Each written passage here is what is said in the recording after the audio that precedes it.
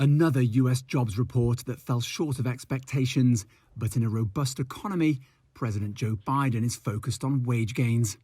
Women and men who work in the frontline jobs in restaurants, hotels, travel, tourism, desk clerks, line cooks, waitstaff, bellmen, they all saw their wages at a historic high. If December's job increase of just under 200,000 was half the forecast for many economists, November's numbers were revised upwards, and unemployment has fallen to 3.9%, inching back to the historic low of 3.5% the US enjoyed just before the pandemic. And that unemployment figure was accompanied by strong wage gains in what President Joe Biden calls the toughest and lowest paid jobs.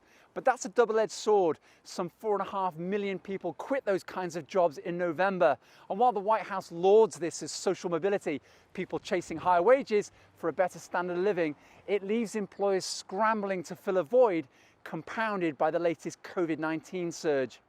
The Omicron variant's impact on both preventing people looking for work or forcing them to give it up to act as caregivers has yet to be measured, though Biden insists his multi-trillion-dollar spending program is helping. This is the kind of recovery I promised and hoped for the American people, where the biggest benefits go to the people who work the hardest and are more often left behind, the people who have been ignored before.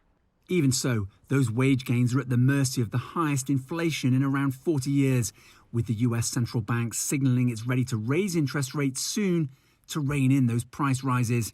And if higher rates in theory cool inflation, they also typically dampen the kind of wage growth the Biden administration is celebrating. Owen Fairclough, CGTN, Washington.